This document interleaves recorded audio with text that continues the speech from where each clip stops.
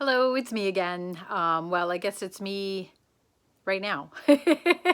I'm only doing a little quick preface. I'm telling you something before the video. Apparently, vocabulary is not my thing today. I found a bunch of clips in my phone that I knew I had, that I had done over the course of the time that I had been meaning to send you a video and hadn't gotten around to it. So you've got little snippets that might repeat themselves a couple times before the main meat of the video that I had done today. So I just thought I'd say hello, which I'm going to say 4 or 5 times to you in the next video, and hope you're having a great day. Enjoy. Read this spoon. I got that at a handmade place. Just wanted to show you. Doing some authentic.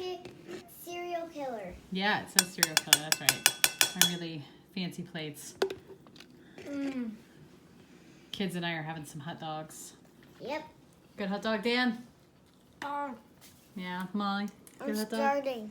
You're starting. She's eating her food. But yeah, so you got to use real mayonnaise. That's a ticket. I suppose, what is it called? Double rainbow. Synthetic? No, what's that? Miracle Whip. I suppose Miracle Whip is probably good too, but Double rainbow. you gotta have the mayonnaise on the real salted fries. Well, I'm at it. If you've never had the gourmet tangy dill pickle relish, I totally recommend it. And we do French's around here because Heinz used to be something that was in our local neighborhood, but they closed down. I think they went to Mexico. And my kid's being crazy. So yeah, I'm gonna throw some ketchup on there Double too. rainbow. She likes double rainbows.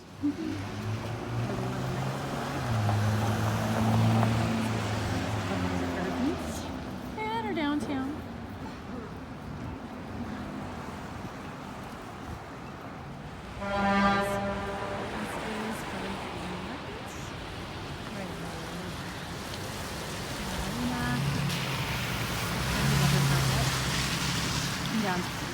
Okay, so another experience that you haven't had. I look like crap. It's been a busy day.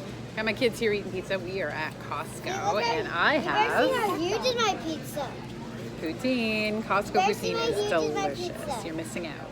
I'm supposed to show you how huge her pizza is. There you go. She's got a huge pizza. I'm always happy about a huge pizza. It was like a foot long till I ate it. Yeah, you know what? He gets Costco hot dogs. He just doesn't get Costco poutine. Hi there. I'm not used to my brown hair, but it's been a bit of a warm spell today. I'm talking a little quiet because I'm out front of my house. But yeah, it's been really nice out the last couple of days. So I've been outside and, well, not raking my lawn, as you can tell, but cooking up some dinner before I go into work today. I apologize that you haven't heard from me in the last little while. It's been busy. I mean, in a really good way. I did one craft show. Yep. I'm just kidding. Wasn't sure if it was rolling yet. I didn't figure this out before I started.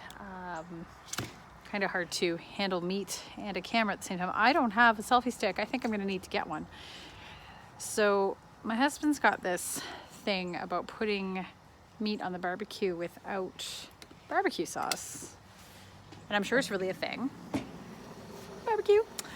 But yeah, he's really funny about it. So I cannot barbecue a burger without throwing some barbecue sauce on it. So I didn't have enough hands to be able to do both. So yeah, I realize I'm standing out now in my backyard talking to myself, and I'm sure neighbors must be wondering what the heck I'm doing. But anyway, so how are you? It's been ages. As I say, I had to stop the video just so I could get this done. But yeah, I was wondering how you were. I'm sorry. Well, no, I'm not going to say I'm sorry. I'm not sorry it's been so long. I'm sorry it's been so long. Does that make sense? Canadian? I guess maybe that's part of being Canadian is sorries mean different things. I'm not sorry as in horribly, misguidedly broken up about the fact that I have let you down. Just sorry the time has passed, eh? Does that make sense? Can you hear me over the sizzling? I'm also running out of barbecue sauce. This may not have been the best time to do this, but I was thinking I should probably do something before another week passes. So I was telling you about that one craft show. was over at my local market, and I was going to film my being at the show because it was downtown in our big city, and I thought you'd like to see it, but it was so busy. I'm serious. It was like wall-to-wall people the whole time. There was a crowd of people sort of just going by my table the entire time. It was excellent. It was really good. I ended up selling out of almost all my product, which is awesome. And in fact, the show did so well. I'm on my last bit of there, I got it. I ended up doing so well and selling out of everything that I've been spending the last few days making product for another show that I've got this week on Thursday. I had nothing to bring to it. So, I mean, that's a good thing, except for, you know, having to make a bunch of stuff. Okay, so those are on. Burgers on the grill. No poutine today, I'm afraid. I don't have time to make poutine. I gotta go to work. So I'm trying to grill these up fast before Mike gets home so that he'll have a hot meal to serve the kids before,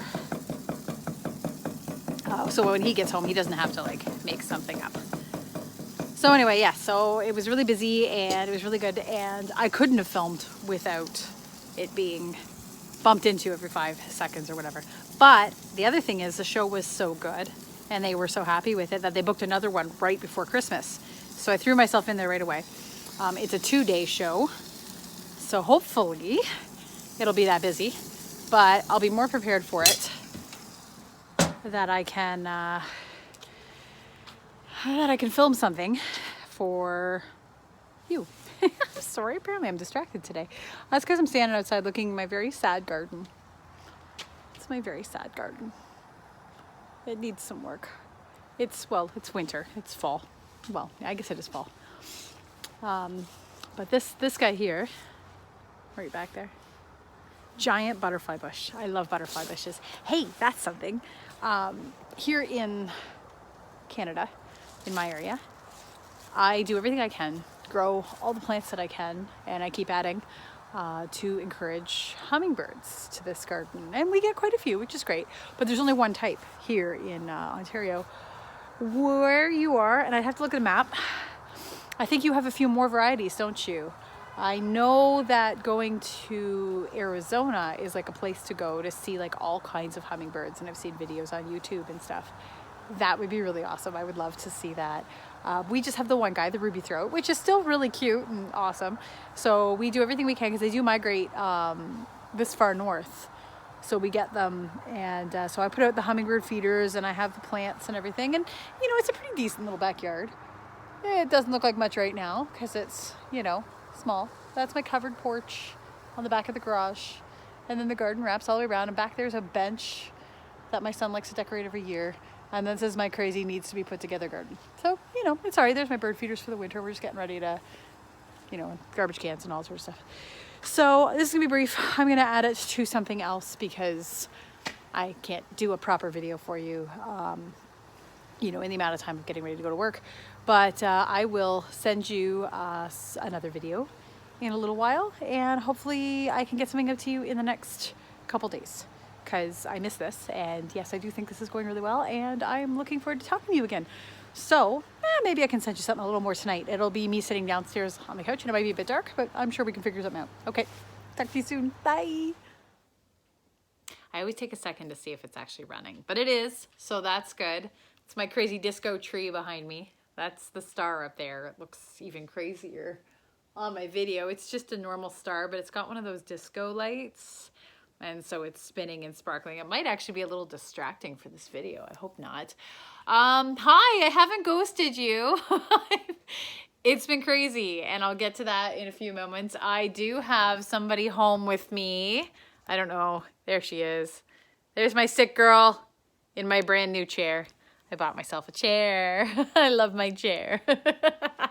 I've been wanting, it's called a Papasan chair. I don't know if you know these technical terms. My husband didn't. He thinks I'm crazy. I hope the sounds of YouTube behind me aren't too bad, but I think they'll be fine. But yeah, so Papasan chair. I've been wanting one of these since I was a kid. I think it was my aunt that had one. And I used to love to go over to her house. I'm leaning this on the couch because I don't have a proper holder. There we go. Yeah, so I used to go over to her house and I would like curl up in this thing, much like Molly is right now, where she's so small, she's like completely buried in the thing and wrapped up in a blanket. Perfect for when you're sick. And Miss Molly has been sick for the last weekend, so it's been. Yeah, and I can't go to a birthday. Yeah, she couldn't go to a birthday. She was really upset. Here, I'll let her tell you. What happened, Molly? I couldn't go to a birthday because I was sick, and also, it was Flying Squirrel, my favorite places so far. I don't know if you caught that. She couldn't go to the birthday party. It was my son's birthday party. He turned 10. Sorry, shaky, shaky, shaky, shaky. Oh, stay. Okay, cool. Yeah, so he turned 10 last week. So at the weekend, we booked this place called Flying Squirrel, and it's a trampoline park. So there's all these different areas that you can go jumping and all this sort of crazy stuff. And yeah, so he was, he invited him and 9 of his friends, which included his sister and his cousins and all that sort of thing.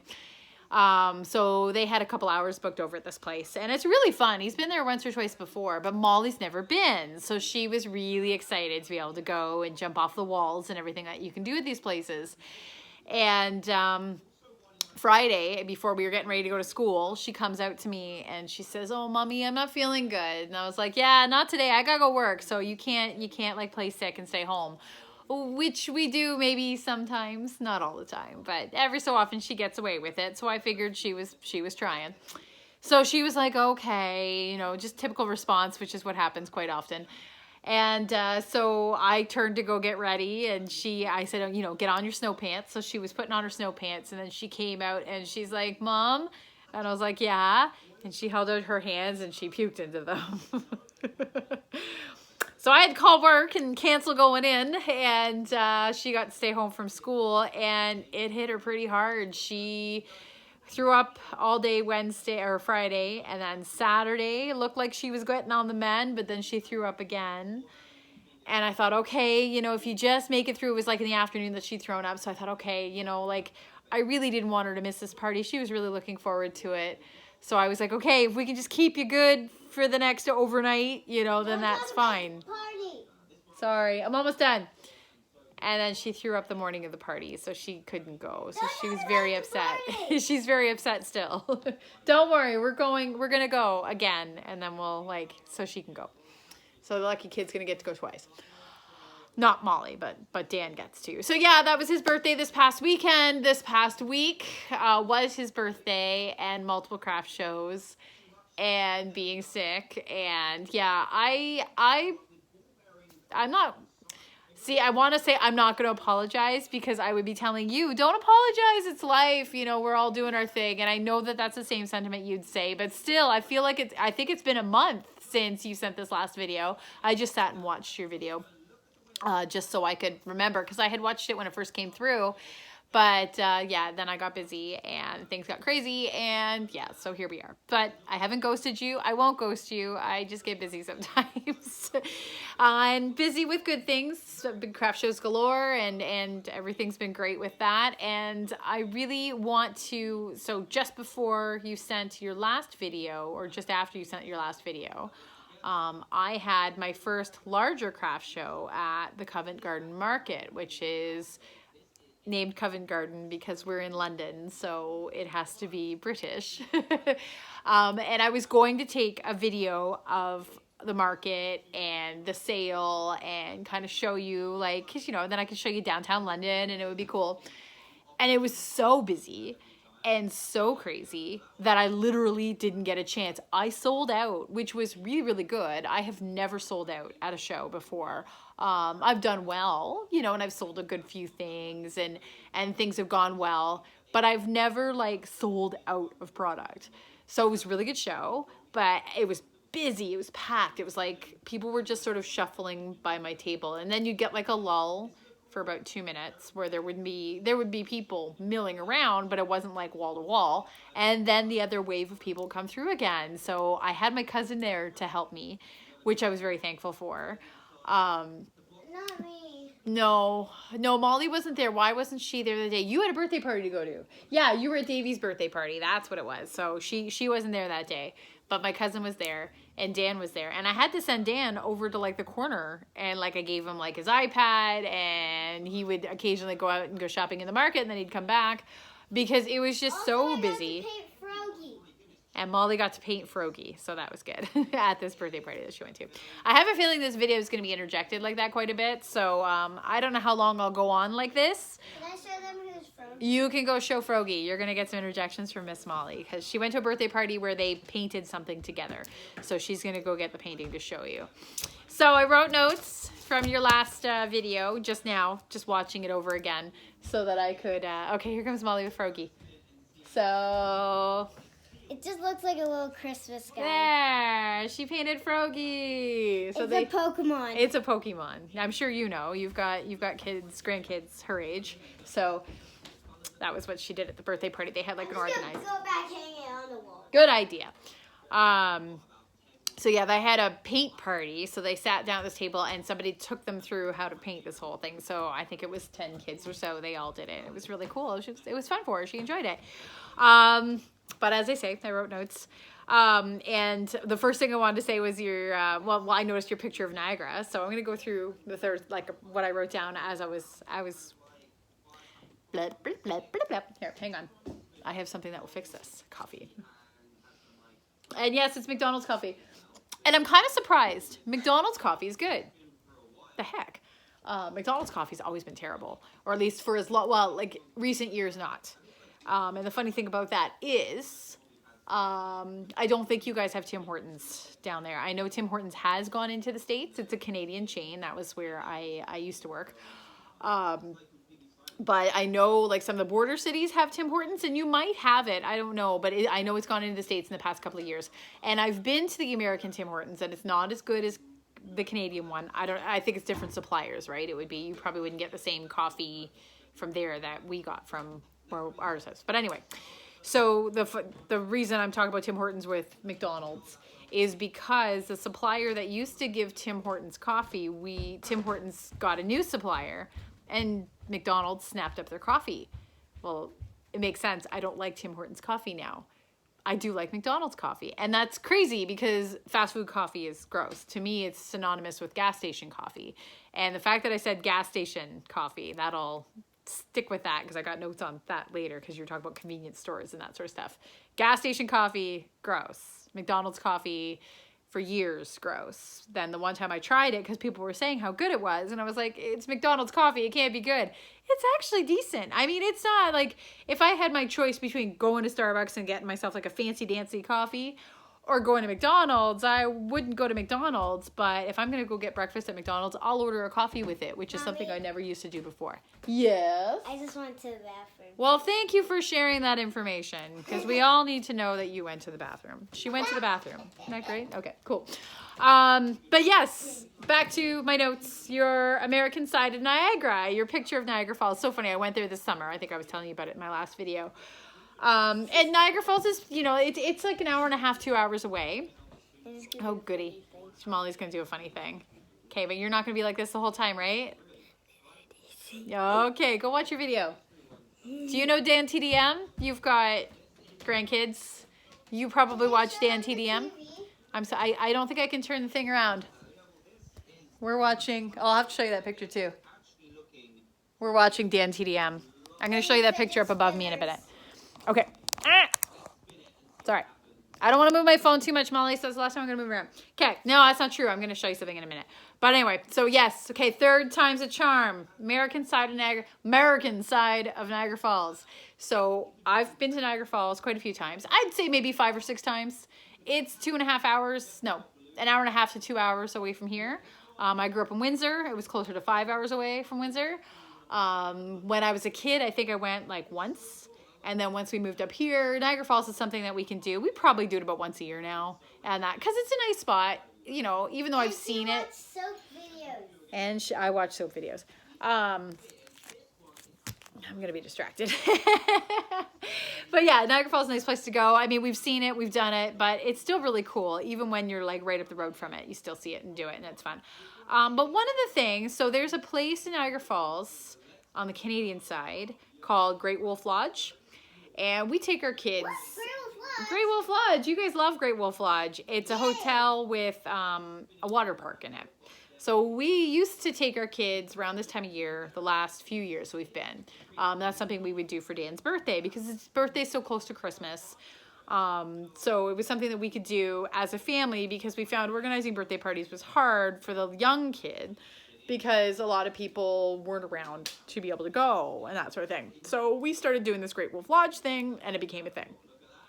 My kids absolutely love it. Like, it just goes, like, the thing just goes like this. Congratulations, you went to Great Wolf Lodge. So we would go to Great Wolf Lodge and it's in Niagara Falls. So one of the evenings that we would be in Niagara Falls in December, we would drive down to the actual falls. And then they have this thing, I think I might have mentioned it in one of my previous videos, the Cavalcade of Lights. So you actually drive through this whole like Christmas area on the Canadian side. And then when you get to the end, the old power plant, they've got it all lit up and it's set to music. You actually turn your radio dial to the station that they're on. It's only opened in Christmas. It's only opened in Christmas. And you turn your radio station dial to the station that they're, it's just like when you're at a drive-in theater, same idea. And so you put on the radio and you can like listen to the music and you watch the lights like go to the music. And it's cool. I mean, I've seen that you guys have Christmas houses in the States that do this sort of thing. So it's really common. What? Also, one time they did fake snowflakes. And one time they did fake snowflakes and it was really cool. But anyway, so as we were driving along and we were looking at this, we're looking across the water to the American side. And I've never been over to the American side. I mean, I've been close to it by taking the Maid of the Mist, but I've never been on your side of the falls looking towards the Canada side. So we were across watching the Cavalcade of Lights. And as we're driving back, I'm looking across and your side's completely dark. Like there's nothing. The parks don't have any Christmas lights in them. You know, and I'm thinking, okay, well, maybe that part of the park is like, maybe that's not accessible. Maybe that's not a park. But, you know, so then you drive along the main part and then you get to our main area and you look across the American Falls where I know there are people and that's where the tourists go and everything else. And even over there, it's all dark. Like they don't do any Christmas lights or anything. And I thought that was really odd. It's just a big thing for us at Christmas time. The parks all light up. Even here in the city right now, our parks are all lit up. We went to the tree lighting ceremony downtown and that was all lit up and everything. I just wondered, like, I'm gonna go across to the American side one of these, maybe next year, maybe this summer I'll do that because I've never been. And I just wondered, is your Niagara Falls on your side as touristy as ours? Great Wolf Lodge. Great Wolf Lodge, yes, you can buy the wands at Great Wolf Lodge. That's another thing they have. Oh, Molly just hit herself in the face with it. Sit down, you. Our side, the Canadian side, is incredibly touristy. It's raining. Yes, it's really gross out today. It's not snowing, it's raining. We've got the falls, obviously. We've got the Maid of the Mist, which is called something else because I think the Americans bought the Maid of the Mist and now we have something else. I've got to look that up because I remember commenting on it. It used to be the Maid of the Mist when I was a kid. But I think the Maid of the Mist got sold off to the American side and we have another boat that runs and it's the same deal. But it's called something else now because the Americans own the Maid of the Mist. But we also have Behind the Falls, which I know you guys have. I've seen when we go out in the Maid of the Mist, we see you guys come out in your different colored. So it's funny with the falls, you can tell the American side versus Canadian based on the slicker color. So our slickers are yellow, I believe, and yours are blue, or it's flipped. Hang on, I'm being paged. Yes. What?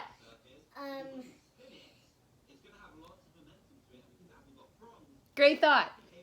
She'll get there. I know, you didn't start it. Tell me your thought. Please don't say you're watching the new movie Lego. Okay. Sorry, this is gonna take a while. Okay, so yeah, so that was Niagara Falls. Yeah, that's what I was saying. So yeah, is it really touristy there? That's where it's gonna every time I jump back on, it's gonna do this whole like winding up thing again. We also have Clifton Hill. So it's like Vegas in Niagara Falls. That area I'm not too keen on. Just because I've been there and done it. It's cool. You know, they've got lots of like, they've got haunted houses. They've got Madame Tussauds Wax Museum. They've got the Ripley's Believe It or Not, the Guinness Book of World Records. And it's like tourist thing after tourist thing. And it's literally this, it's called Clifton Hill. And it's a hill. Like it's a hike to walk up this hill. And it's all different touristy houses and high priced things. And even the food there is like ridiculously more expensive. But it's a fun time. So when my friends came over from England, we did the whole thing. And I think it's the first time we've done it since I was a kid. I think I was Molly's age when I went and I did all of these crazy things on Clifton Hill. And it was fun, but it's very touristy and it's pretty crazy. So that's my question about Niagara Falls is, in your experience and when you've been, did you ever, I think you said you've never actually come over to the Canadian side, but is the American side touristy, or do you just sort of show up and go, cool, it's the falls, you know, and there's a park and you can see the falls and then that's it? I would think they have lots of stuff because it's a huge money generator to go there. So I've always been curious about that as to whether or not they actually have like a big thing. Congrats on your job. So you made your decision, and that's really cool, and that must be exciting. And you know, I want, how is it going? You're a month into it now. So how is the job going? Are you enjoying it? Are you happy with your decision? Do you go and see your old coworkers, or was it like a far drive for you to go and like it's hard to get back there or whatever? So how's that going? Your hat. So I didn't recognize it, and I showed my husband because I'm like, I'm sure I'm supposed to know this. And when I initially saw the video, you didn't have the thumbnail up yet. So I was like, oh, like I'm supposed to know this hat. So I showed that clip to my husband and he's like, oh, it's the London Rippers. And I was like, oh, what's the London Rippers? And it was a baseball team that was here, but not for very long. They're gone again. So Mike was like, well, how did he get that hat? I'm like, well, I don't know. Maybe he knows somebody that used to follow them in baseball, or maybe they are still around. I don't really, like, my husband doesn't follow baseball that much, so, but my impression is that they're not part of, I should have just looked it up before I like did this video, but I'm sure at some point I will be stopping this video and then adding more to it later today, so I'll know better then. But as far as I understand, they're not still batting out of Labatt Park here in London. We have a very small baseball team here. So maybe that's it, and maybe they're still active. But as far as I understood, we didn't have a baseball team at the moment. Cool. Oh yeah, that's neat. She's homesick. YouTube. Yay. Yeah, so what's the story behind the hat? How do you have a London Rippers hat all the way where you are? It's esophagus. An esophagus? Yeah. It's just esophagus. Oh God, this person looks weird. Oh.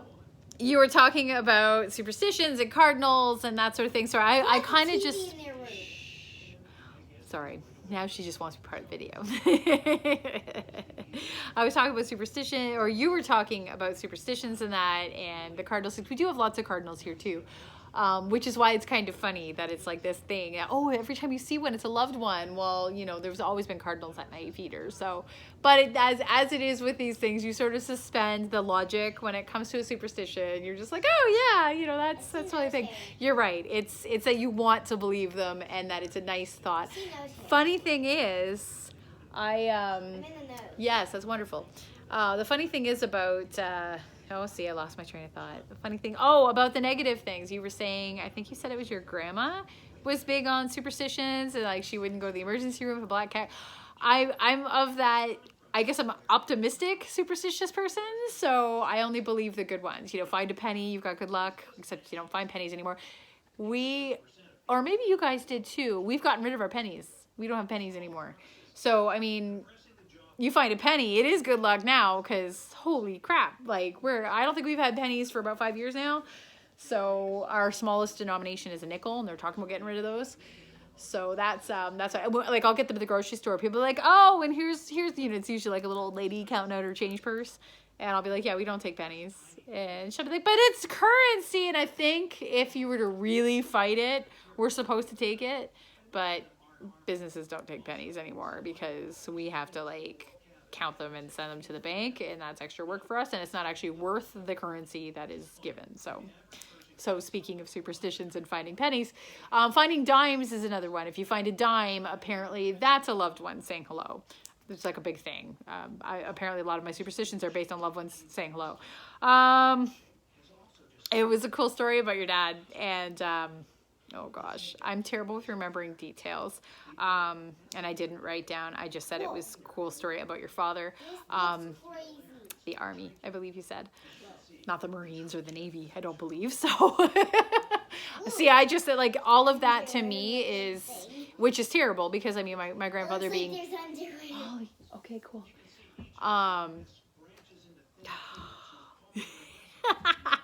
This is what you call mom brain. I tend to blend anything, and what's the word I'm looking for? Military in general, all together. That's not right. Growing up in the family, well, no, like, so that sort of belief system went with my grandfather. He was a very proud member of whatever it was that he was. He was of the 241st Battalion that fought out of Windsor, maybe? No, I don't know about that. Canada. He was at Vimy Ridge. I mean, I know all that because my father would talk about it. We have his uniform. Sad story. My mom was a bit off, and I'm getting to that because I have a fun story to tell you about family and things like that. I'm going to change positions here. But my mom was a little bit, she had her issues. And so we have my grandfather's beret and his kilt, and we had all his medals. And it was all wrapped up, not very well, in a box with like mothballs to keep from, disintegrating because it's old. And my mom lost the medals. How do you lose a medal? How? But anyway, she they stored it very poorly in their attic, and then when they moved, someone has found a box of medals somewhere from the old house, and it's really a shame because I've now got my grandfather's kilt and his beret, and I'm hoping to get it put under glass, and I'll hang it probably in our basement, type thing. But it's nice to have because it's a little bit of family history.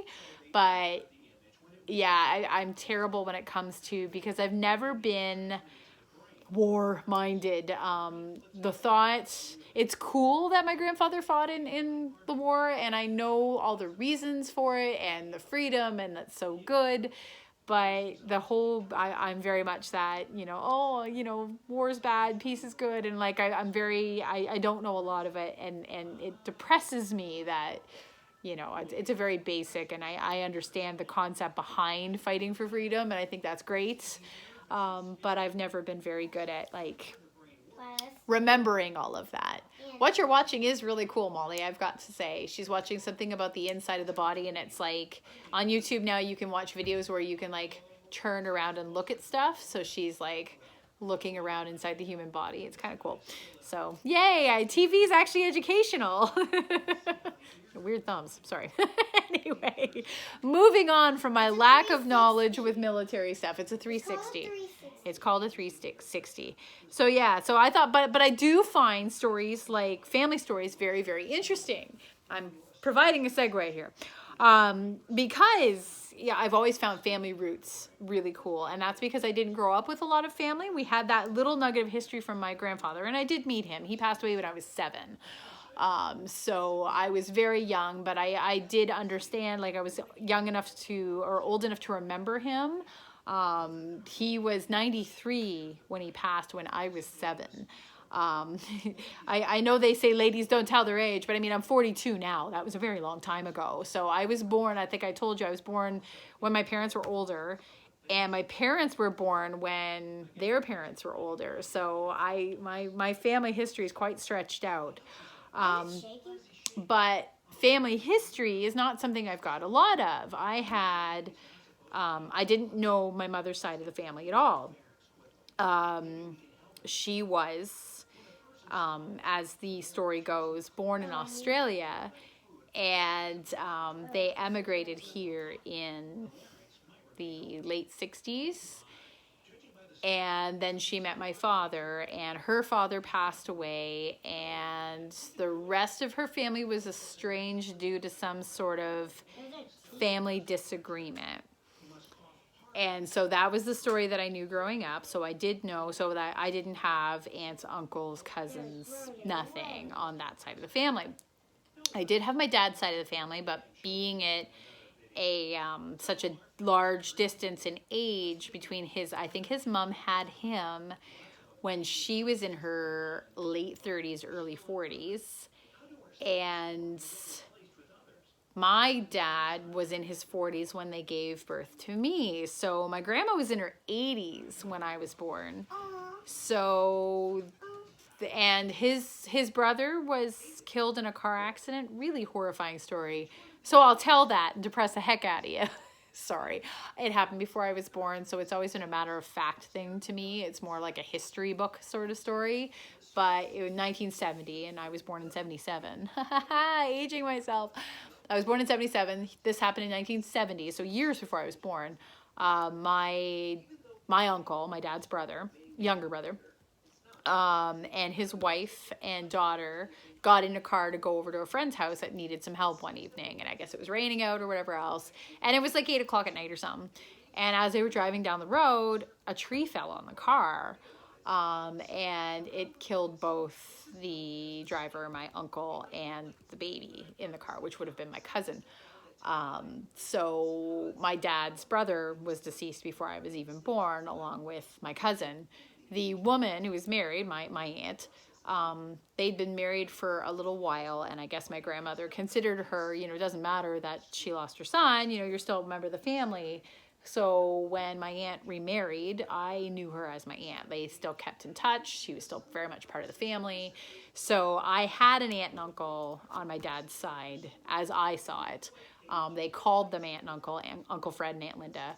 And their 2 kids were my cousins. And so that was the extent of my family. I had my grandma, and I had my aunt and uncle, who was my aunt remarried, and my cousins. And that was pretty much it. There was no, I had my grandma and grandpa, but grandpa passed away when I was 7. There was no other cousins or anything like that. I mean, there was me and my sister, and then, my parents, and then the extended family was my grandma and grandpa, and then these, and that was it. So as I say, my mom had, no contact with her family, and I had my grandfather passed away, and then grandma's siblings all died around the same time when I was around the same age, around 6, 7, there was a lot of, little tiny small family. So I've always been, that, long depressing story was to illustrate that I was always been interested in families and family stories and histories and that sort of thing, just because it's just, to me, it's really cool because I didn't hear a lot of those things growing up. Now, the reason I'm telling this story, and I have written here, I don't know if you can see, funny story, is because, and it's not funny. I'm sorry for your loss. You said your dad passed away about 5 years ago. Coincidentally, my mom passed away 5 years ago. So we're on the same sort of page there. So, and along the same lines, in the funeral home, we're writing up the obituary. One of the things that, as they go through, they're like, okay, what are you going to say for the obituary? My mom was a little, as I say, she had her issues. One of the things she had told me in the years leading up to her passing, she had been getting more and more ill. She didn't take very good care of herself. She'd been a severe alcoholic when she was younger. Her body gave out, it was all sort of expected. I mean, this all sounds horribly depressing. It is, but you know what I mean? Like it was expected. So bear with me. I'm sorry. I'm not going to cry this time. Okay. So as we're in the funeral home, they're saying, okay, so what are we going to write for the obituary? And my mom had said to me, I don't want it in the paper. That's kind of odd. So I had said, she doesn't want an obituary. And of course, what do you mean she doesn't want an obituary? And her sentiments was, it's none of anybody's business that I passed away. I don't know anything. And that was the thing. My mom never had friends. We didn't have people calling around. Like, she was a very reclusive person. So this was normal for me, but it's not typical. I do understand that. So we had to repeat this a couple of times. We being me, I brought Heather, who is the daughter of my dad's widow. Does that work? No, not my dad's widow. Sorry, see, confusing. Heather was that cousin when Linda remarried. So my dad's brother's wife. That's what I'm trying to say. My dad's brother's widow. There you go. So Heather was the cousin. So she's a really close friend of mine. So she was with me at the place. Blah, blah, blah, blah, blah, blah, blah. Coffee. Okay. So anyway, so we're at the obituary place. What? The obituary place. We're at the funeral home. They're asking us about the obituary, and I'm saying, nope, she doesn't want one. Interestingly enough, learned something new, and you don't learn these things until you come across a situation like this. It's, at least around this area, it's not illegal, but it's a hoop to jump through to not publish an obituary. And apparently that's a throwback to the day when you had to report in the paper of a death. And that was so your creditors could know that you were deceased and that you wouldn't be paying your bills. And Molly's listening to the story and she's like, what are you talking about? No. Oh, okay. No, I'm just watching a thing. Oh, okay. Like I'm watching one of those videos that I know, it's crazy. Like you stare at it, like now she's onto like optical illusions. So yeah, it's like a whole thing. Well, we actually had to pay money to keep the obituary out of the paper. We still had to write it, and we still published it. I think we published it on the funeral home's website because I wanted a nice remembrance of her. And so it still has to be written and it still has to be documented and placed somewhere in the public files. But my mom didn't want to publish in the paper. Those were her words. So we went ahead and did that. But we had to pay $65 to keep it out of the paper. So all well and good, you know. Well, that's interesting. I learned something new. We buried her, and it was a very small ceremony. As I say, there was no big family. There was no friends of my mother, really. So it was a very close, you know, quiet ceremony, which is just what she would have wanted. So we did that. And then I think I mentioned to you about a month later, my sister passed, which was out of the blue, crazy. You know, my sister was autistic. So Cheesy's crazy with me. yes, she ate cheesies crazy with Molly. Molly and her like cheesies, so they would eat them together. So Jenny was autistic and she was mute. So all her life she never spoke. She used sign language. So I do know a bit of sign, just a bit though. Enough to keep me from getting hit. Jenny, when she got upset and you didn't understand her, would sign what she needed. And if she wanted more cheesies, and you didn't understand what she was saying, she would sign it 2 or 3 times, and you damn well learn the sign for cheesies, or you get slapped. So I learned by being slapped. It's a great way to learn a language. I'm not fluent in it by any means, but I can speak a small amount of sign language. But yeah, so she was mute. She had epilepsy, and a month after my mom had passed, she had a seizure in her sleep, and she didn't wake up from it, which really sucks. So it was a rough month. What can I say? It was a rough year. So yeah, that was 2014. So 2014 was a bad year. But now, oddly, I was walking around talking about my dad with you in the last, a couple videos back, and I ended up getting all teary-eyed. Now I'm saying all this, and it's not making me teary-eyed. I can't explain that to you. Emotions are crazy. But might have been the day, might have been whatever, might have been that I connected with what I was saying. But I was very, very close with my father, so there's a very different feeling there. I was very close with Jenny, too. Wasn't so close with my mother. Sorry. Those are big, long, deep conversations. We'll leave it at, I told you she had some issues, and so there it was. But, so, sorry, now I'm just thinking I'm not getting teary. Don't worry. Oh, wow, we talk about these long videos, so here's a long one for you. We're at half an hour. We're fine. So, yeah, so after I lost my sister, took to Facebook, was doing the grieving thing, whatever. I was actually sitting in this exact position, couch, laptop, deal. And I'm sitting there, and there was a page on Facebook called If You Grew Up in Windsor, You Remember When. Now, I think the term is, stop me if you've heard this one. I can't remember if I've told you this story already. I don't think I have. I'm going to have to start, documenting what it is that I've told you already. But yeah, so there's a page on Facebook, and I'm sure they've got them for your areas, your neck of the woods, as they say. And it was for I actually am on the page already because, you know, you'd talk about what school you went to and where the best library was and what was your favorite convenience store. And we'll get back to that later. To buy your candy, your penny candies and that sort of thing. So, you know, you'd participate in these conversations or whatever. So I thought, oh, you know, that'd be kind of cool. Mom used to always talk about how she worked at this dinery. Oh, a dinery? Okay, I'm going to pause here. Yes. Ooh, we're looking at caterpillars. Yes. This is actually, Can we see that? it's just actually. I don't know if you can see that. It's a pretty creepy looking moth. Anyway. Also, it's not a moth. It's a moth. It's before and after photos of butterfly and moth. No, they're lying. They're lying. Okay. It's actually just a tarantula butterfly. A tarantula butterfly? Well, then you better watch it so you can find out what it's about. Yeah. And we gotta give you a bath today so we can wash your hair and brush it because that's some serious bedhead going on there. But anyway. I'm not bedhead. You got a total bedhead. No, I don't. Okay. She's just like me. So yeah, go on this site. If you grew up in Windsor, you remember when, you know, and like I said, my mom had talked about, and she didn't talk a lot about her family, but she did talk about working at this diner that she used to work in called the Niagara Restaurant.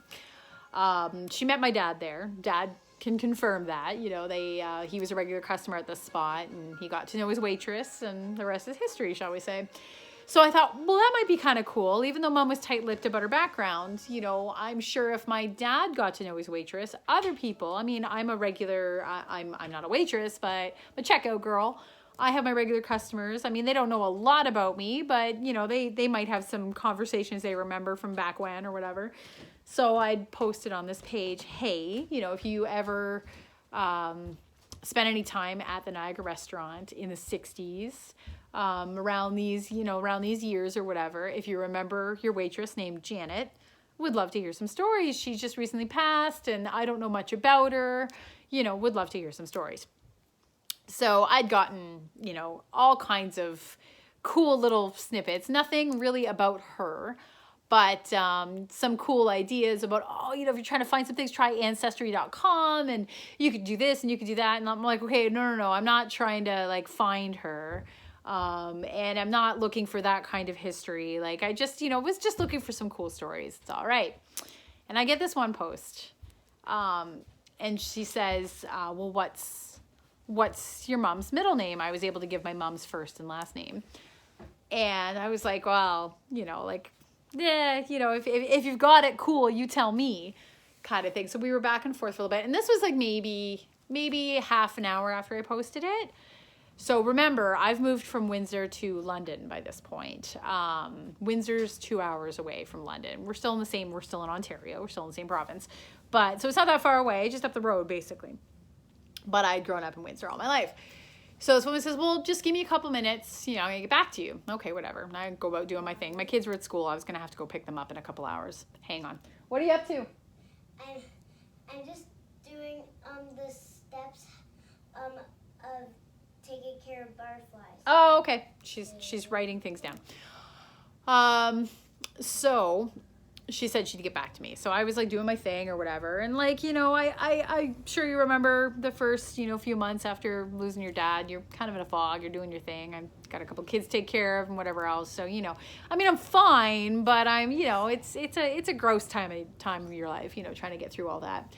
So I'm doing my thing or whatever, and the chime pops up that I've got a message on Facebook. So I go back and I take a look, and she sent me like a private message. So I open it up, take a look. And she's able to tell me my mom's middle name. And she asks if I'm named, she says, I notice your name's Mary Kate. Is your name Catherine, like Mary Catherine? And do you know if that's named after your mom, your aunt, your mom's sister? And I'm like, yeah, actually it is. So I messaged her back. Oh no, low battery, hang on. There we go. Okay, so I might have to like end this soon and then, or it might end abruptly. And if it does, then I'll come back after. So So I message her back and I'm like, that's kind of eerie that you would guess that. I mean, it's a fair guess, but you know, so like, tell me about how you know this. And she's like, well, your Aunt Catherine is my Aunt Catherine. And so we're back and forth. Turns out she's my cousin. She is my mother's sister, Betty. So there were 3 girls and 1 boy. So there was Betty, Catherine, and Janet, which was my mom. And there was a brother named Peter. So I had heard of them. And I'd heard stories of them. Like Peter had, one of the reasons they all didn't talk was because Peter had come out as gay at the Christmas table. And apparently the family blew up and they didn't want to talk to him and cut off ties. And my mom couldn't handle that because she loved her brother Peter. She loved him so much that she never spoke to him again. I don't know. When you grow up in a family like this, you just learn to not ask. So I was just like, okay, that's the story, and went with it. So this woman's messaging me and she's naming off, you know, the people and that sort of thing. And I'm like, oh, that's cool. Like, you know these people. Well, it turns out my mother cut herself off from these people in Windsor. They weren't from Australia. My mom was born in Windsor, and she left Windsor. She went out to BC for a little while, and we do have proof of that, but a lot of this was made up, which is a real weird thing to figure out. So I met my cousin Lori, who looks just like me. Her daughter looks just like my daughter Molly. I met my Aunt Catherine, who I'm named for, and she looks and sounds just like my mother. They hadn't spoken in 40 years. I didn't get to meet my Aunt Betty. She had passed away a couple of years before my mother did. They hadn't spoken in over 40 years. I still don't know why. It's something to do with my mother. She had some sort of... I always thought there was something, like I said, she was a very severe alcoholic when I was young. I think there was... I don't want to say schizophrenia. I went there, like I was like, it must be schizophrenia. I don't know that it is. I can't diagnose. But there was definitely some sort of mental disorder there that was never diagnosed. And I think she medicated it with alcohol. So it's a really tough story. It's a real, it stinks. And yeah, I had a rough childhood. But I had a good, there were some good things too, as you do. And mom taught me how to pen pal. So, I mean, my mom had her, and that's the thing, that's what the human experience is all about, right? That you can be a person that has these major struggles and does all these wrong things and have awful things happen or be done by you, but it's not black and white. Life is 3D. And there are different dimensions. It's really pouring out there. There are different dimensions to it. So there were parts of my mother that were very, very good and very, very smart. Oh gosh. And there are things that I learned from her that I will always keep and I will always cherish. Pen paling is one of them. Writing, being articulate. She's a very smart woman. She just should have had these things dealt with, and she took care of them by herself, and she didn't do a very good job of it. So it's been an interesting few years learning about family and meeting family and hearing stories. There are pictures of her that I have never seen that I'm seeing now. I now have a very good relationship with this cousin. I've discovered family that I'd always, growing up, I always wanted family. I really felt that disconnect of not having family, and I did everything I could to try to fill that gap. So it's kind of neat to have family now and to be giving that to my kids and having them be part of it too. So that's that camper that we've got now. My cousin that I had met, this Lori, that had contacted me on Facebook. As I say, we became pretty close, and we started going out to her camper, which was down Windsor Way. And we would go and we'd visit and we'd hang out with the fires, and the kids loved it, and they'd come spend the night, and she's like, anytime. So, I mean, there was one summer there, a year later, we were there every weekend, and Lori and I got along really well. So it just became a thing.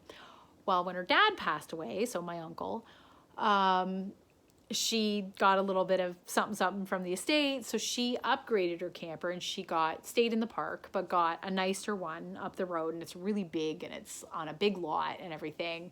And she's like, you know what? The kids love the camper. I want to sell it to you. We can't afford that. And so she sold it to me for a very reasonable price. So now, it's like we get to go and so now we've got that camper that we were staying in and it's ours and we go all the time. And so it's things have come a real nice full circle. Things are really good. So it's a sad story. You got through it. Holy crap. Only fair. You haven't heard from me for a month, so I have to talk your ear off. So there you go. That was my funny story. LOL. I knew what I was going to say for that. So, and I wrote, like, my mom passed away 5 years ago too. So, hey, coincidence. I'm sorry. It's a sad coincidence. But you were asking, so we're going to move on. We're going to move on from there. Sad stories. No, I mean, there's no real segue from that. It's just like ending a video. I do the same thing. I'm like, okay, how do I end this? But moving on. You asked me about French. That's a nice, easy segue, ain't it? I'm just checking. It looks like my phone's still going, so that's good. I'm just wondering, I've got my phone sitting on the couch. Now I'm hoping that I can hear. I'm going to check this video after, and it's going to be a muffled sound the entire time because my speaker's covered. I hope not. Anyway, you're asking if I speak French. Voulez-vous coucher avec moi? No, I don't speak French. I suppose I know a little bit.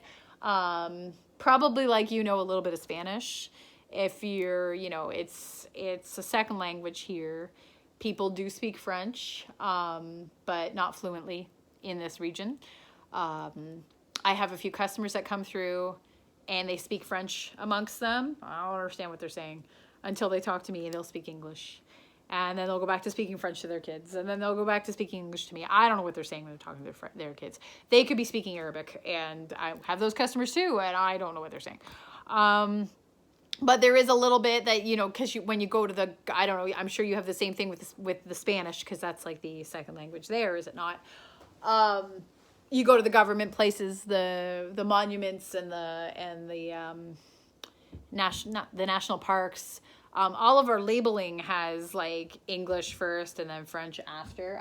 Do I have anything here? Yeah, so everything is, I don't think it's backwards. Okay, so it's my McDonald's cup here. And it's got ethically sourced Arabica beans, 100%, and then it's in French.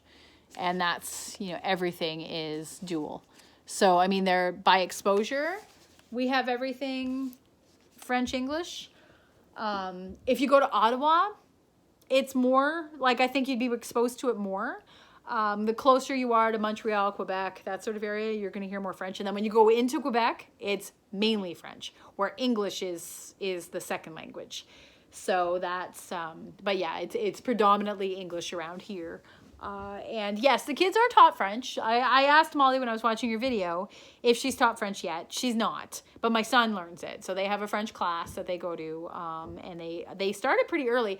I feel like in kindergarten, they do a little bit of it, and I think they're exposed to French a little bit, but they don't sit down and be like, okay, we're going to learn French today. I think sometimes they just sort of drop some French in so that they're exposed to it. But yeah, it's not a fluent thing around here. I can't just suddenly break into French. I can say hello, like bonjour, how are you doing? Comment ça va? Yeah, that's French. Because I learned Spanish when I was in school because I liked it. Because we have the option when we're in high school to I could have learned German. I should have learned German actually, but I thought Spanish would be easier. So I took Spanish. And so now to me, I get confused as to which is French and which is Spanish. But I'm about as fluent in French as I am in sign language. And as I say, my name is MK. That's probably the best I can do for you. You were trying to ask if we had a king. I like that, by the way. Be the queen, man. It's the queen. Don't you watch The Crown? We have a prime minister, Trudeau, if you do not know. He's a good-looking prime minister. He's the direct opposite of your president. But, yeah, we have the prime minister, but we are part of, I don't know if we're part of the Commonwealth. You know what? I've got to actually look that up. I wrote we're part of the Commonwealth. That's the only French French word I know? What's that? What's your French word? The only French word I know is oui oui. Oui, oui. She knows oui, oui. Which means yes, yes. It means yes, yes. That's correct. So yeah, we do have a prime minister.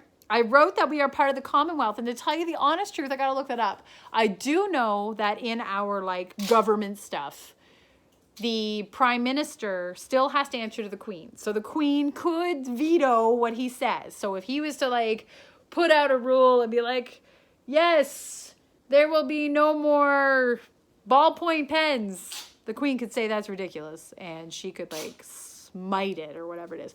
But the queen doesn't like come down and like rule us all the time, but she has final say. She doesn't enact, like she doesn't really get involved. We don't like, she comes to visit. We get to see the queen every so often. It's kind of cool. She was like at our park one time and that was fun. Do you watch that sort of thing? I love The Crown. I just started watching, just finishing up the second season. I started watching it last week before my kid got sick, but then my kid's been sick, so I haven't been able to watch the rest of it. But I really enjoy that series. I think it's really cool. It's neat to see. But yeah, the queen was, it's funny. She did factor into my childhood growing up. You know, we sing "O Canada" every morning at school. And the queen's in the national anthem. Don't you guys sing "God Save the Queen"? No, I guess you don't. I don't think she's, I don't know. See, that's how much I know about your stuff. I know tabloid version of your politics, and I won't get into that. I don't think debating politics in this day and age is a really good idea.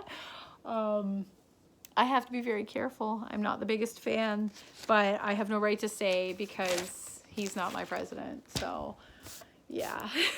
Yeah, Donald Trump. We'll just leave it at that. My kids have their own opinions. Shh. We'll keep Trump opinions to ourselves. Hey, Donald Trump. Shh. We're still friends, right?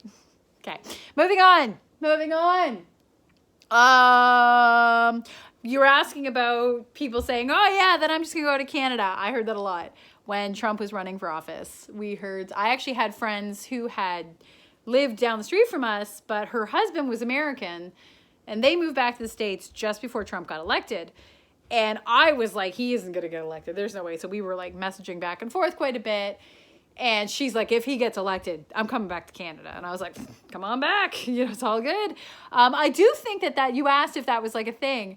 I do think as a general rule, I mean, everybody's different, just like, you know, it's everywhere.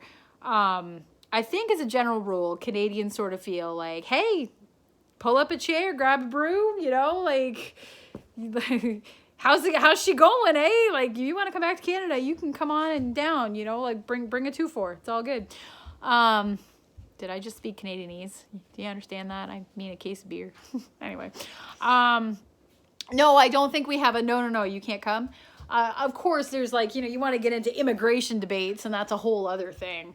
But, you know, if you're going to come, just don't bring your orange friend with you. That's all. I'm sorry. Anyway.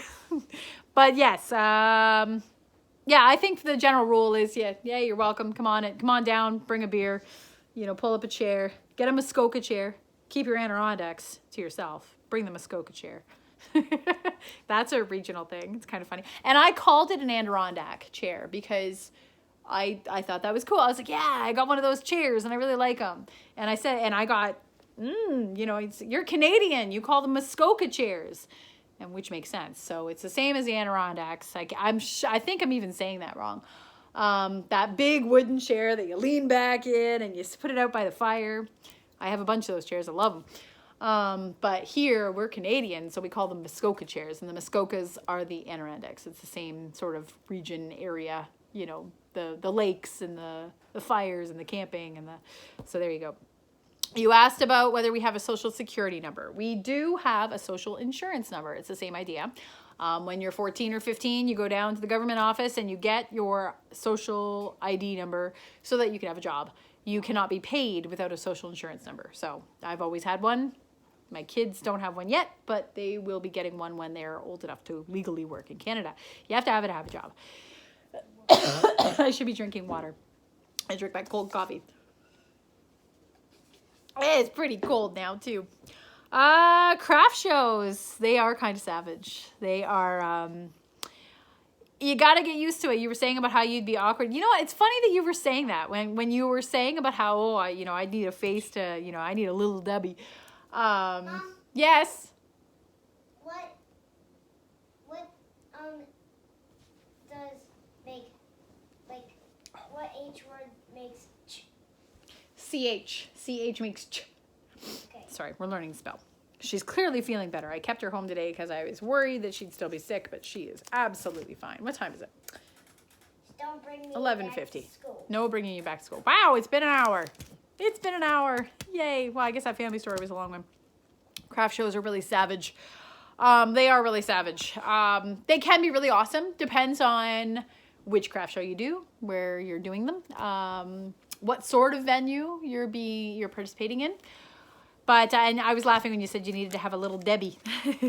And the reason I was laughing is you've got the face, you're how do I say this without sounding weird? I'm not flirting with you, but you're a good-looking guy. You've got a warm personality, a warm face. Does that make sense?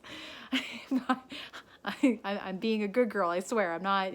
You can show your wife this video. I'm not hitting on you. I'm just saying you've got a people person kind of face, and you're very talkative. Now you're talking to me, and you're talkative. Maybe you're real shy around people you don't know. But I mean, you're the one that suggested this, so I'm assuming you're a pretty outgoing guy. To me, it seems like you'd be great at selling something, especially handmade by you, and like talking about your process. That's really what it's all about. You're at a craft show and you don't love your product, it shows. You sit behind the booth.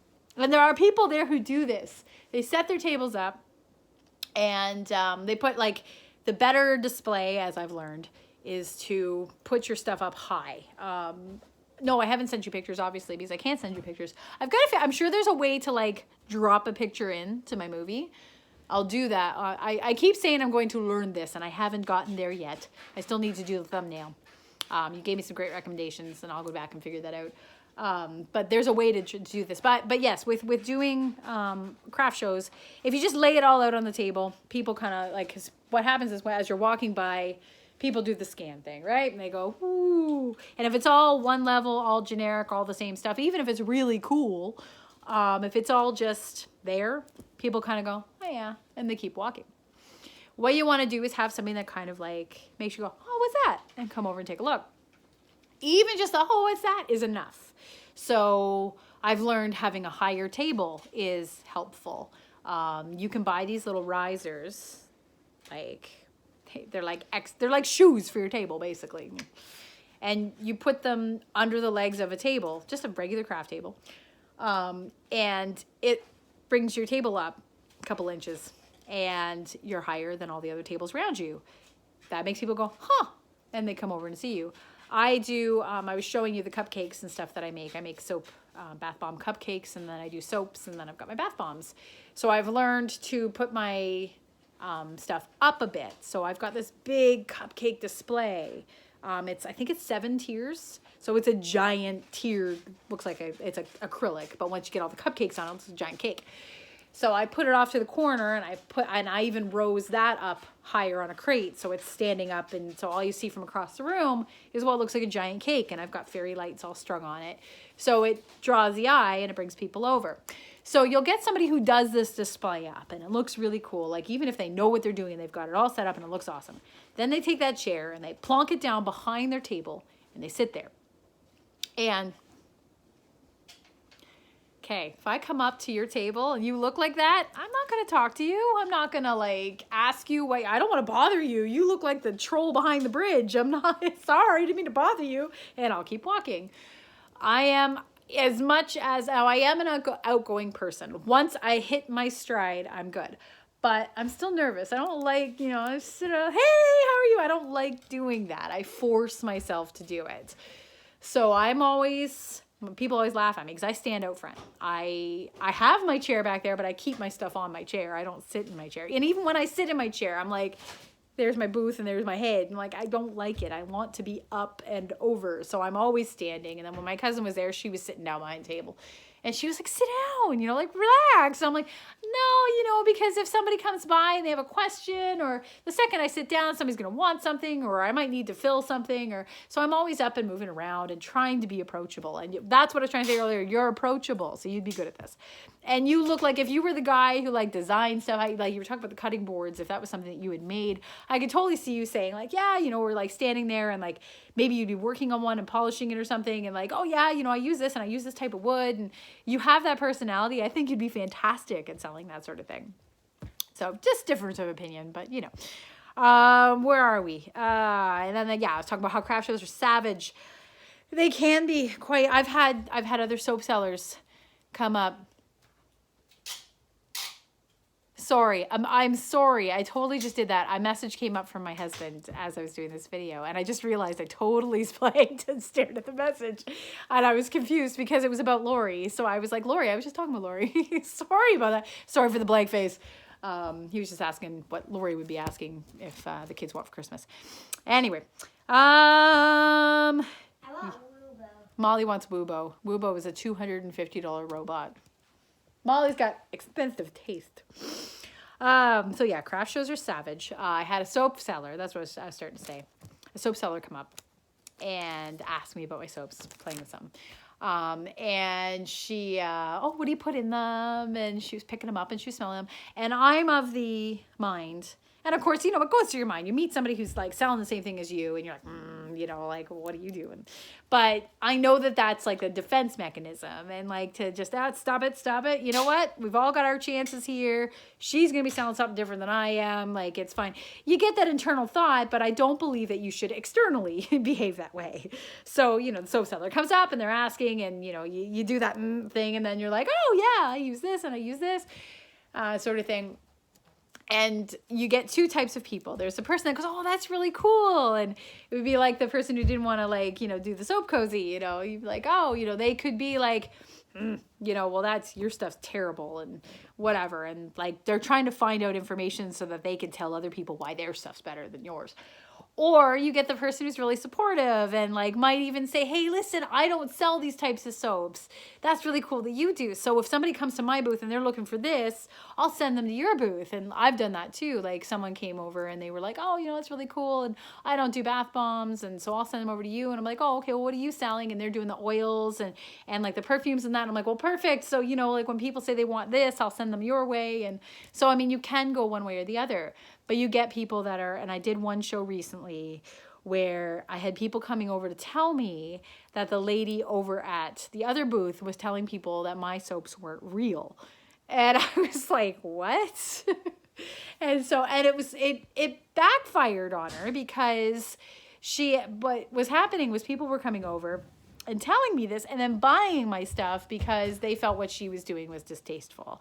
So it doesn't pay to be, and I mean, you have that inkling, you have that like mood to do that because you work hard at what you do, and I understand that.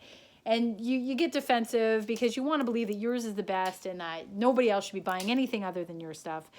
But then that's like the internal like self-preservation thoughts. Those aren't real. Those are just trying to make things the way they are, and it's silly to act on them. It's better to just realize that that's just you being defensive. But as I say, craft shows are fun. You have to build up a tough skin. I've been in retail long enough to know that that's, so I'm reading my notes, and my notes say you'd be great at selling those things. So moving on, farmers markets. We have a couple of really big ones in the city. Covent Garden is one of them. And I told you that one craft show did really well. She's invited me back. They're doing another one right before Christmas, the 21st and the 22nd. So it'll be like a craft market designed towards last minute Christmas gifts. So I'm currently making a ton of stuff so that I can have that because it's 2 days. And this is the biggest show and the longest show I've ever done. I've never done anything more than a few hours. So, but I did so well at that one that it's still going. Okay, sorry, low power mode again. Because I've been talking for an hour. But yeah, so I'm going to go and do that. And this time I'm going to try to get a video of the market for you and of downtown London because it is a cool little area. And I've got a couple little snippets that I might drop in here. Maybe I'll just send this video and save those snippets for later.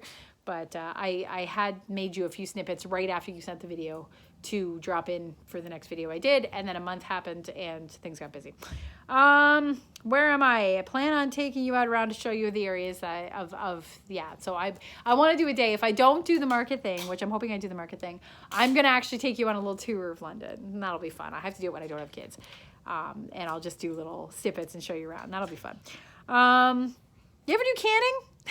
The segues are so good. I've all of a sudden, like, well, I'm not all of a sudden. I've done some canning. I think I was talking about them before, where I did the cowboy candy and that sort of thing. And I'm kind of getting, once I get all the soap stuff done, I'm going to go back and do some more stuff because I'm learning about it and it's fun and it's cool. And I can't sell it. Well, apparently I could sell it at the camper maybe. So we'll have to see. I might try to make a few things that I can sell at the camper because, hey, if I can afford my lot fees by selling a few things, then that would be cool. I hear a lot of tape going on in the background. She's making something over there.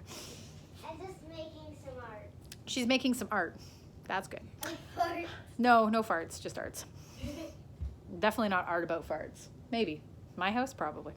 Canadian Clear. Gosh, I remember that when I was a kid. They stopped making it as far as I understood. So maybe what she had is terrible compared to what it used to be.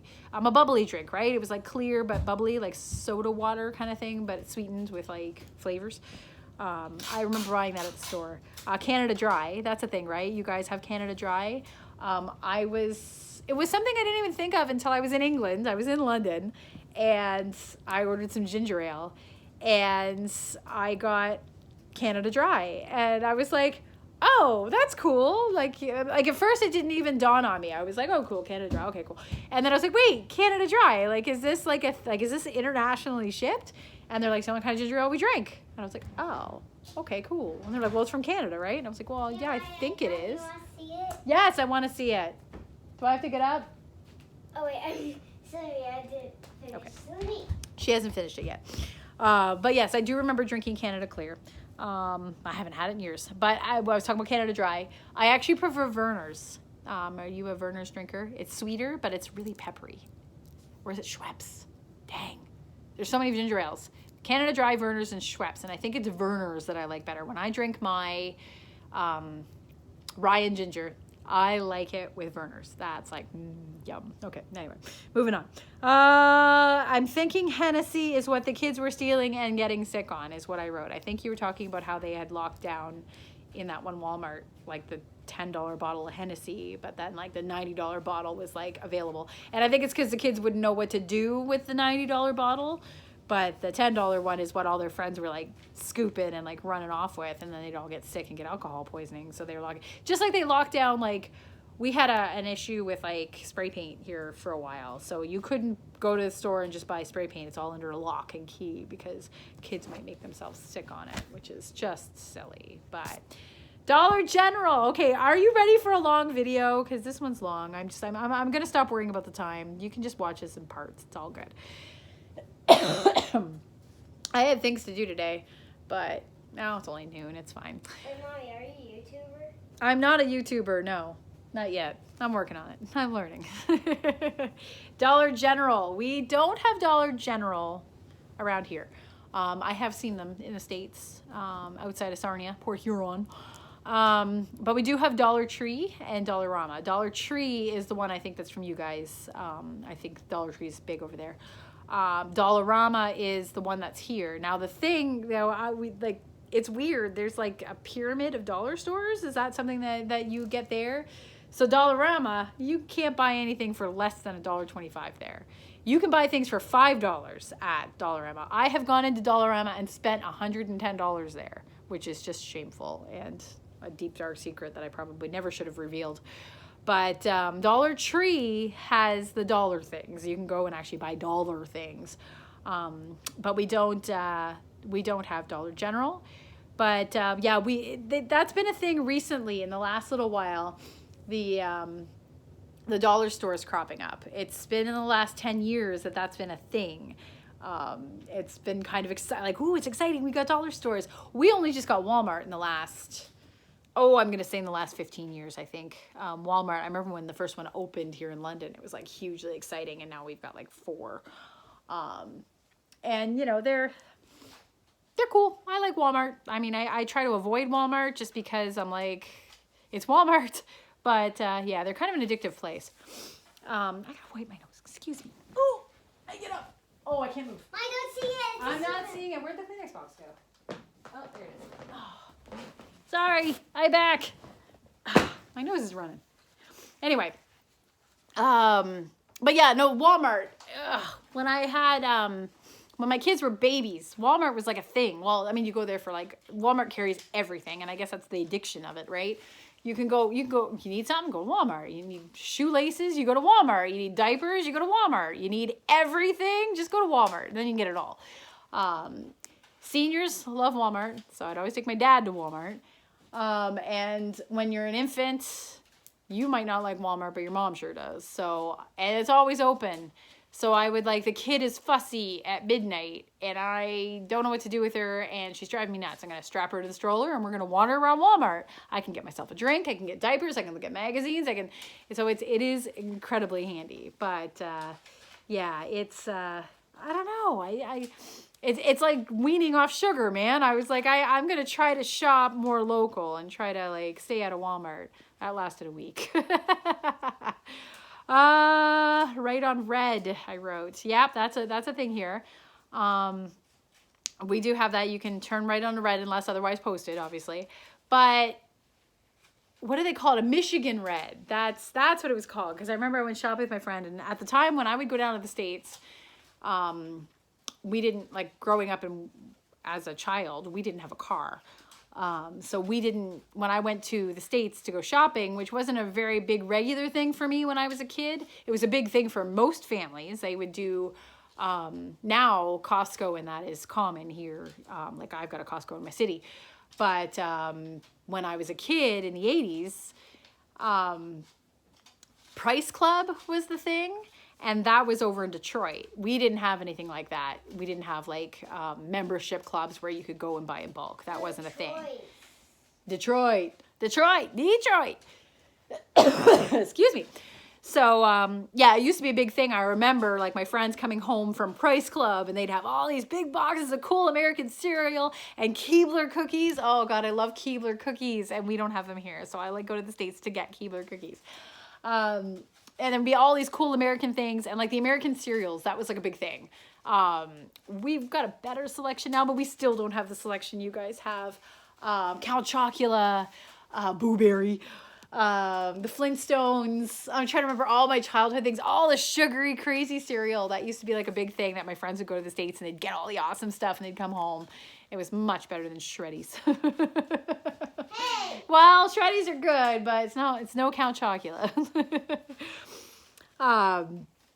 But yeah, so so the Michigan Red, that was like a thing. So my kids were born, we decided we were going to go to the States to go Christmas shopping because it was cheaper. So we had gone over, into Utica, which is outside of Detroit, near Port. It's kind of in between Detroit and Port Huron if you want to look at a map, because that's kind of where I'm in between. But anyway, so we had gone to Utica because that was like a nice little shopping area. So we had gone and we stayed at a hotel because if you spend 24 hours, you can bring more back without duty. Anyway, I've been talking so much, I'm getting a dry throat. So we were driving around and it was a friend of mine who has done this trip quite a few times. And you have your lanes that you drive along. It wasn't I-75. It wasn't, but it was something like that. And then the lane that like goes off to the side in the middle, it's got the meridian, like the big grassy area. And then you like turn and then there's like the light and you can go into the plazas or you can turn and go the other way. And there's something called a Michigan Red, and I'm still like sort of intimidated by it because I don't quite understand it. And I don't know if that's an American thing or a Michigan thing. But if it's red, you could go and people like honk because you're not going because you're a tourist and you don't know what the hell you're doing. So I'm kind of scared of Michigan Reds. I don't really know what those are. And it's not just turning right on a red light. It's something else. So I don't know. There's some sort of driving knowledge in Michigan that I don't possess. Your story about the mural makes me want avocados. So I was watching. I'm like, I want an avocado. I actually wrote that down.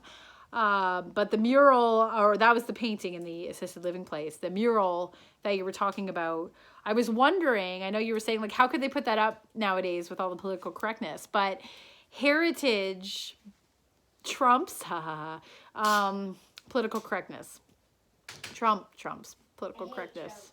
Sorry, shh, you didn't hear that.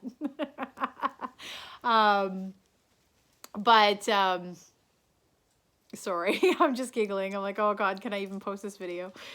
It's about as good as me parking in the wrong spot, so it's fair.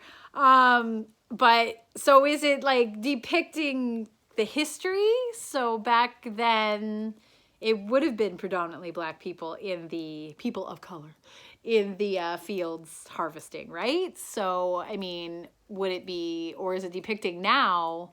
Then they should have had combines, right? Because they wouldn't have people harvesting cotton. Or do they still harvest by hand because it's cotton? I don't know.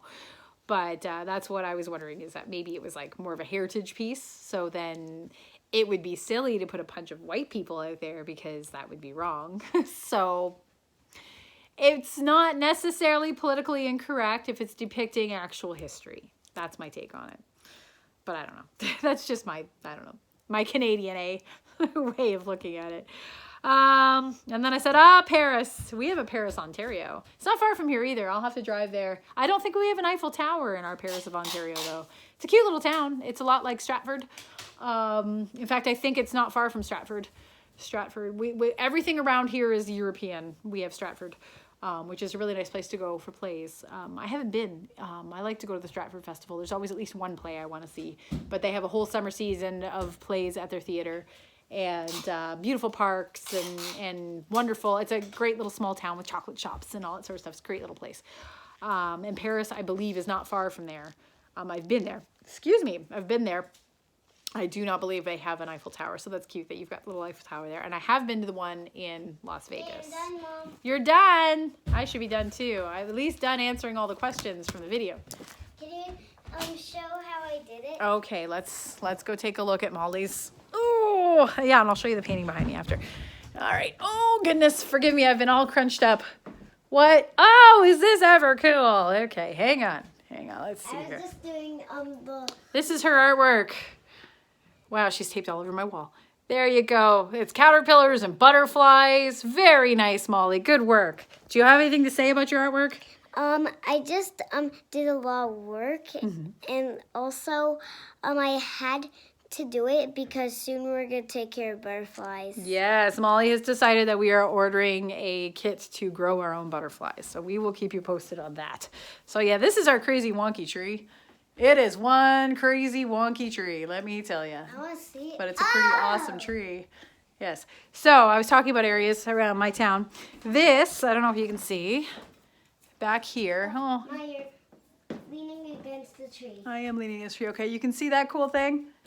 I don't know if I can get a better view of it. It's kind of hard with all the reflections. But that's a church down the road from where I grew up, actually. And it's funny that somebody had done a painting of it. So I was really excited about that because I thought it was really neat. It was a local artist.